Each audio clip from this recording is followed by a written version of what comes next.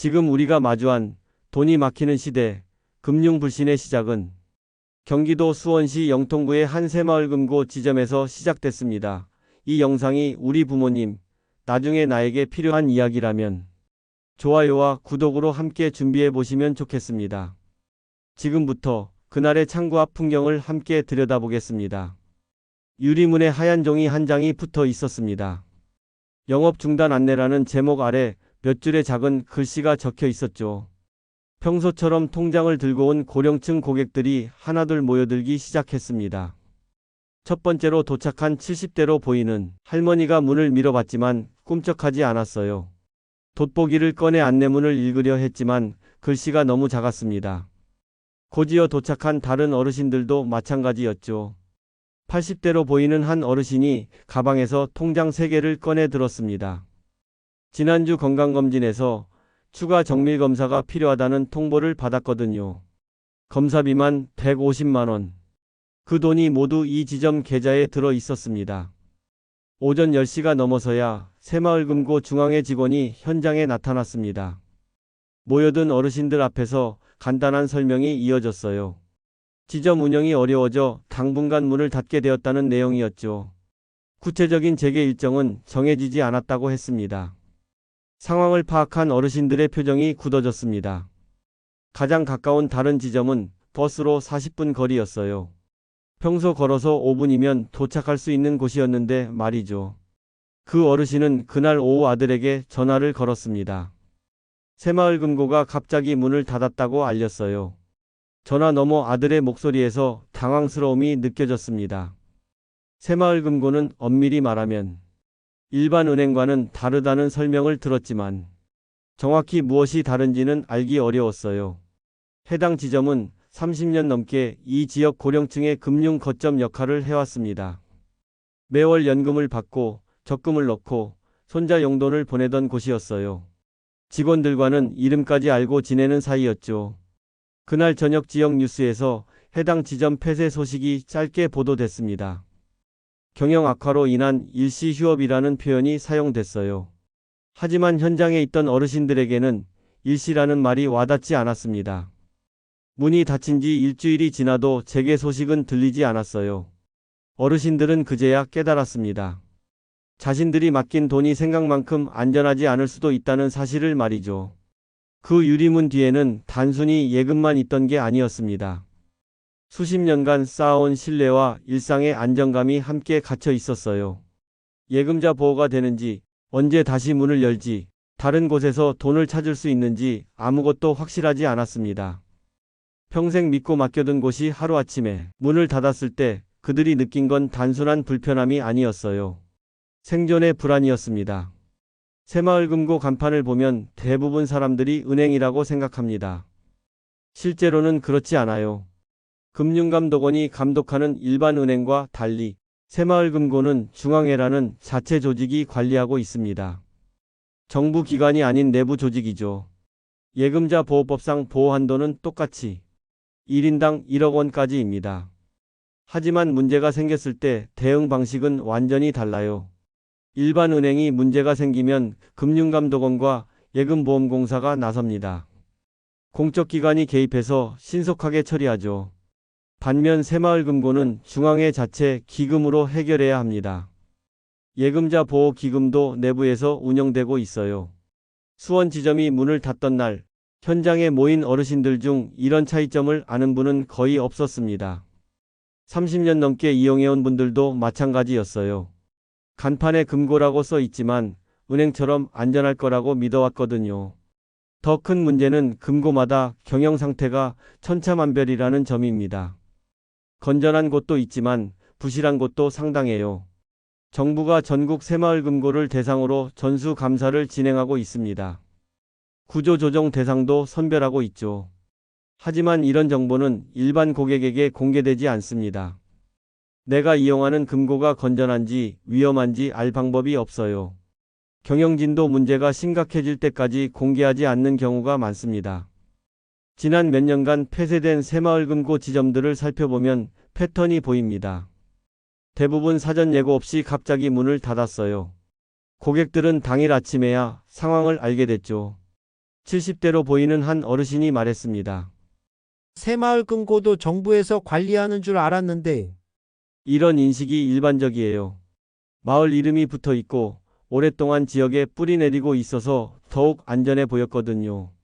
실제로는 협동조합 성격의 금융기관입니다. 조합원들이 출자해서 운영하는 구조죠. 은행보다 규제가 느슨하고 감독 체계도 다릅니다. 문제가 생겼을 때 회복 속도나 안정성은 떨어질 수밖에 없어요. 우리가 새마을금고에 가진 신뢰는 대부분 익숙함에서 나온 것이었습니다. 동네에서 오래 봐왔고 할머니, 할아버지 세대부터 이용해 왔으니까 안전할 거라는 생각이었죠. 하지만 금융 환경은 빠르게 변하고 있습니다. 저금리 상황이 계속되면서 수익성이 악화된 금고들이 늘어나고 있어요. 디지털 전환 비용도 부담이 되고 있죠. 위험은 조용히 쌓여갑니다. 경영 상태가 나빠져도 표면적으로는 평상시와 다르지 않아 보여요. 어느 날 갑자기 업무 정지라는 안내문이 붙어서야 현실이 드러나죠. 그제야 고객들은 깨닫게 됩니다.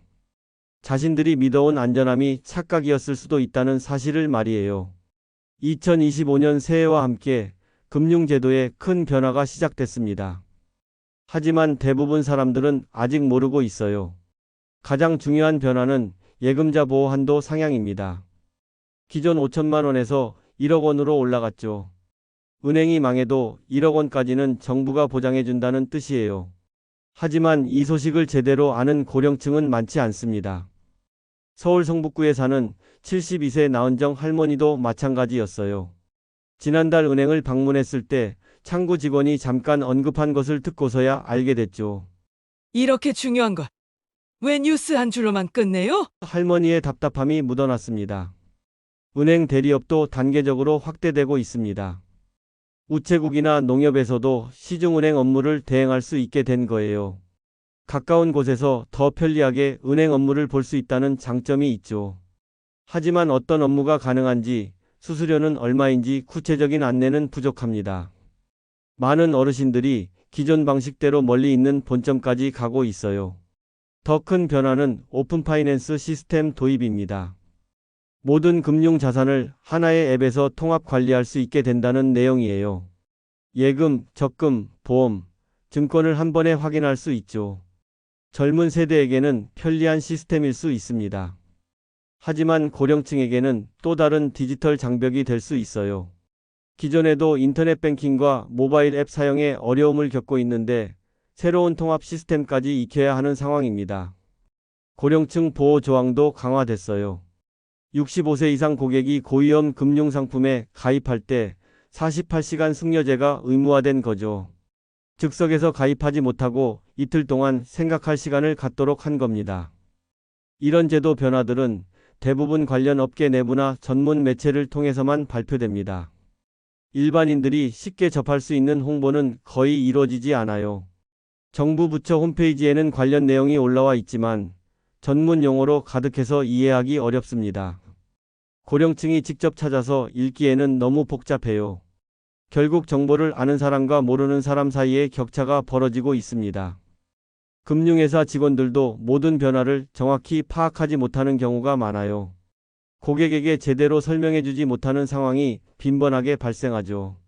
특히 예금자 보호 한도 상향의 경우 많은 분들이 착각하고 있습니다. 언제부터 적용되는지, 어떤 조건이 있는지 정확히 모르는 거예요. 막연히 올라갔다더라는 수준의 정보만 갖고 있는 경우가 대부분입니다. 이런 상황에서 고령층은 보호받을 권리가 있는 혜택조차 놓치게 됩니다. 정보 부족으로 인한 피해는 고스란히 개인의 몫이 되고 있어요. 제도는 분명히 바뀌고 있습니다. 하지만 그 변화가 정작 필요한 사람들에게 제대로 전달되지 않고 있다는 게 현실이죠. 보이스피싱을 막기 위해 만들어진 시스템이 정작 일반 고객의 정상적인 거래를 막고 있습니다. 이상금융거래 탐지 시스템, 줄여서 FDS라고 불리는 이 시스템은 2024년부터 금융감독원 가이드라인에 따라 전면 강화됐어요. 거래 시점, 금액, 나이, 수신인 정보를 종합 분석해서 의심스러운 거래를 자동으로 차단하는 구조입니다. 특히 노년층이 밤 11시 이후에 이체를 하거나 평소 거래 없던 계좌로 소액을 여러 번 나눠서 보낼 때 의심 거래로 분류됩니다. 모든 연령에 적용되는 시스템이지만 어르신들에게는 제한 조건이 겹치기 쉬워요. 73세 송영식 어르신의 경우가 대표적입니다. 손주의 대학 등록금 1,200만 원을 보내려고 모바일 앱을 켰는데 금융사기 예방 심사 대상이라는 문구가 떴어요. 송금이 즉시 차단된 거죠. 어르신은 당황했습니다. 평소 이 계좌를 자주 사용하지 않았고 고액 이체였으며 앱으로 송금하려 했던 조건들이 모두 겹쳤거든요. 시스템 입장에서는 전형적인 의심 거래 패턴이었어요. 결국 은행을 직접 방문해야 했습니다. 창구에서 20분 넘게 신분 확인과 거래 목적 설명을 거친 뒤에야 송금할 수 있었죠. 내 돈인데 왜 이렇게 복잡하게 만드냐는 어르신의 불만이 이어졌어요. FDS는 거래 패턴, 접속 정보, 단말기 정보까지 종합적으로 분석합니다. 오랫동안 사용하지 않던 계좌에서 갑자기 큰 금액이 움직이면 자동으로 경고 신호가 작동합니다. 스마트폰 앱보다 인터넷 뱅킹을 선호하는 분들이 가끔 앱을 사용할 때는 익숙하지 않아서 여러 번 시도하게 되죠. 이런 행동 자체가 시스템에는 의심스러운 패턴으로 인식됩니다. 또 어르신 고객들은 대부분 여러 은행에 분산해서 예금을 보관하고 있어요. 각 계좌의 사용 빈도가 낮아질 수밖에 없겠죠. 갑자기 사용하지 않던 계좌에서 큰 돈을 움직이면 시스템은 이를 이상 거래로 판단해요. 문제는 이런 제한이 사전에 고지되지 않는다는 점입니다. 고객은 송금 버튼을 누르고 나서야 차단 메시지를 보게 돼요. 왜 막혔는지, 언제 풀리는지에 대한 구체적인 설명도 부족합니다. 68세 이모 할머니는 자녀에게 용돈을 보내려다 비슷한 경험을 했어요. 평소 쓰지 않던 적금 해지 후 바로 송금을 시도했는데 차단됐거든요. 적금을 해지했으니 의심스럽다는 시스템 판단이었죠. 금융회사는 이용자 계좌가 전기통신금융 사기의 피해를 초래할 수 있다고 판단되면 이체나 송금을 지연시키거나 일시 정지할 수 있습니다. 법적으로도 보장된 조치예요. 하지만 정상적인 고객까지 의심받는 상황이 늘고 있습니다. 보호한다는 명목으로 만든 시스템이 오히려 불편을 가중시키고 있어요. 더 큰 문제는 노년층이 이런 시스템의 존재 자체를 모른다는 점입니다. 갑자기 송금이 막히면 은행에서 내 거래를 의심하나? 라는 불안감부터 들거든요.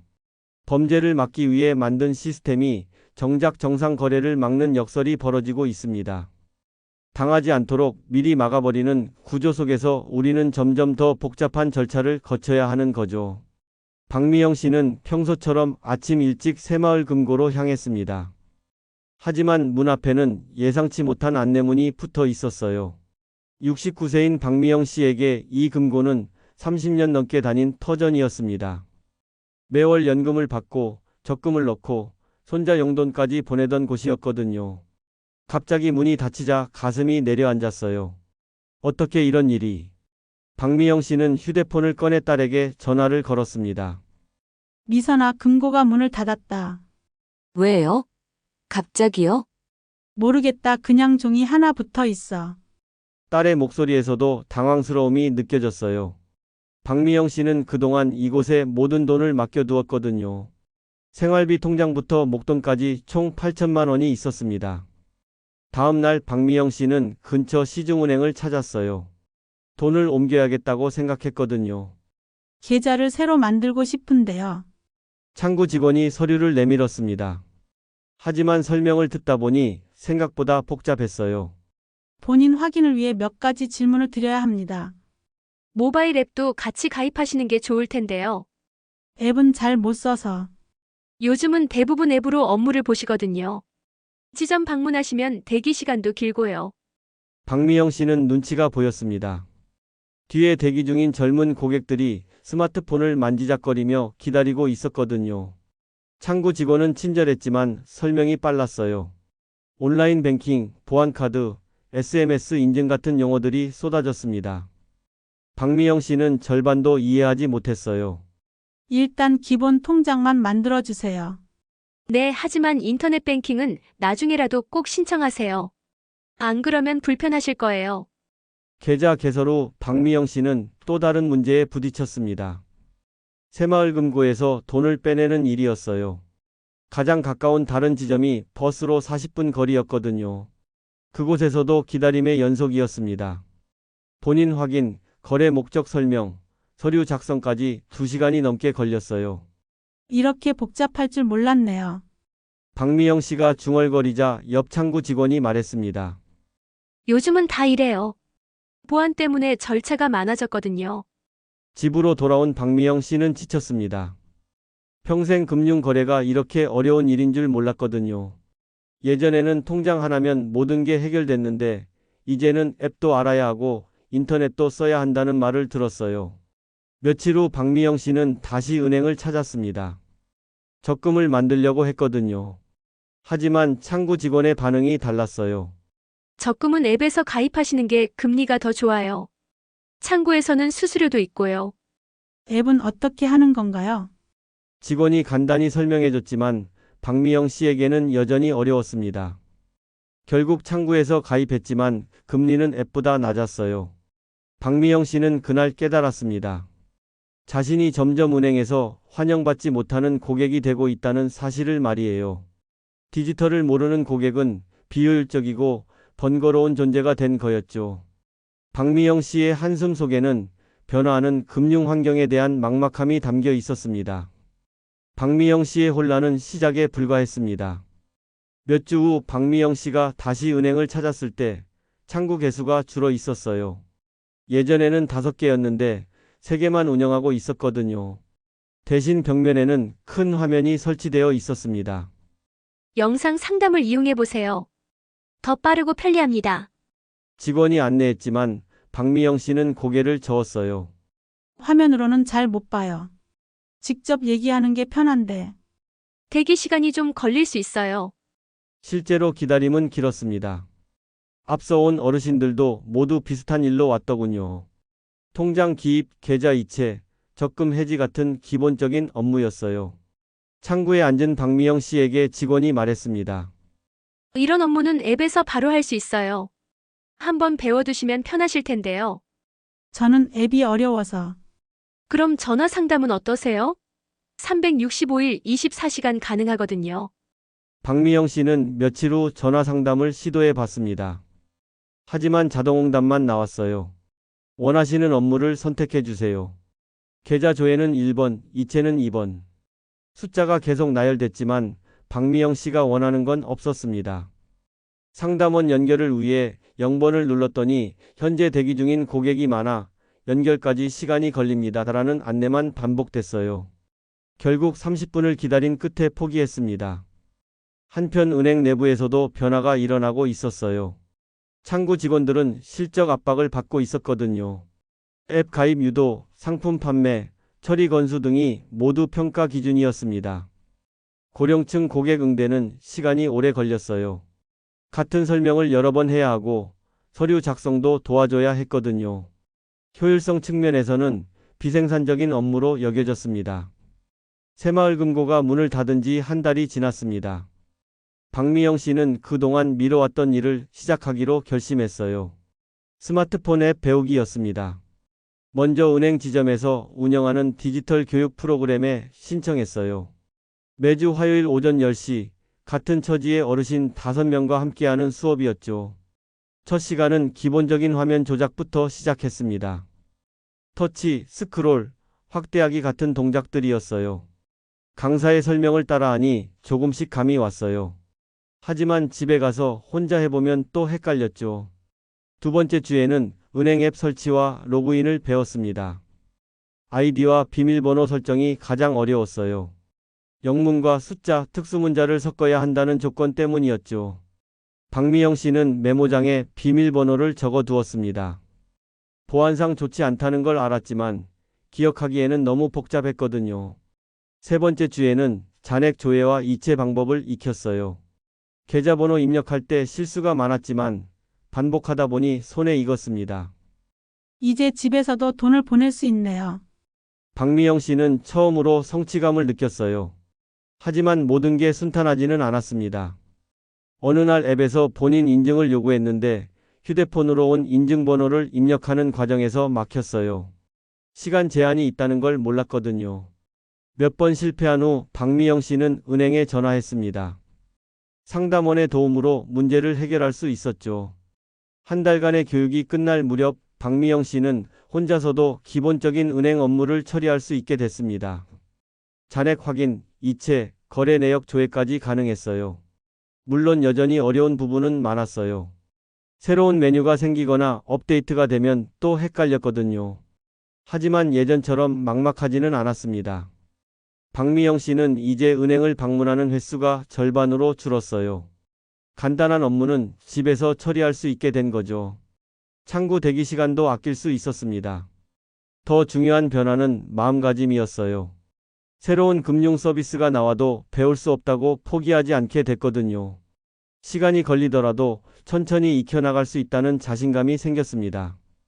어느 날 박미영 씨는 예금 금리를 비교해보기 위해 여러 은행 앱을 확인했어요. 예전 같으면 각 지점을 돌아다녀야 했을 일이었죠. 이제는 집에서 10분이면 충분했습니다. 높은 금리의 디지털 전용 상품에도 가입할 수 있게 됐어요. 처음에는 무서웠지만 차근차근 따라하니 어렵지 않았거든요. 박미영 씨는 같은 아파트에 사는 다른 어르신들에게도 앱 사용법을 알려주기 시작했습니다. 자신이 배운 것을 나누는 거였어요. 저도 처음에는 정말 어려웠어요. 하지만 몇 번 하다 보면 익숙해져요. 변화는 느리지만 확실했습니다. 새로운 기술을 배우는 것이 불가능한 일이 아니라는 걸 깨달았거든요. 금고를 잃은 자리에서 박미영 씨는 늦게나마 새로운 금융 언어를 익히기 시작했습니다. 처음엔 막막했지만 이제는 조금씩 자신의 돈을 스스로 통제할 수 있게 된 거죠. 그리고 그건 단지 은행 앱을 배우는 게 아니라 내 돈을 내가 지킨다는 주인의식을 회복하는 일이었습니다. 지금 이 순간에도 어떤 분은 여전히 창구 앞에서 번호표를 들고 기다리고 어떤 분은 통장이 잠겨 있는지도 모른 채 그냥 믿고만 있습니다. 하지만 이제는 바뀌어야 합니다. 은행도 정부도 우리에게 모든 걸 말해주지 않으니까요. 진짜 보호는 사고 이후가 아니라 그 이전의 준비에서 시작됩니다. 오늘 이 영상을 통해 내 통장, 내가 잘 관리하고 있는 걸까? 그 질문 하나만 떠올렸다면 그것이 우리가 이 이야기를 만든 이유입니다. 변화는 빠릅니다. 하지만 우리가 늦게 시작했다는 이유로 배제돼서는 안 됩니다. 이제는 정보와 도구를 내 편으로 삼아야 할 때입니다. 지금 내 금융을 다시 점검해 보세요. 그 작은 시작이 가장 강한 금융 소비자로 가는 길입니다.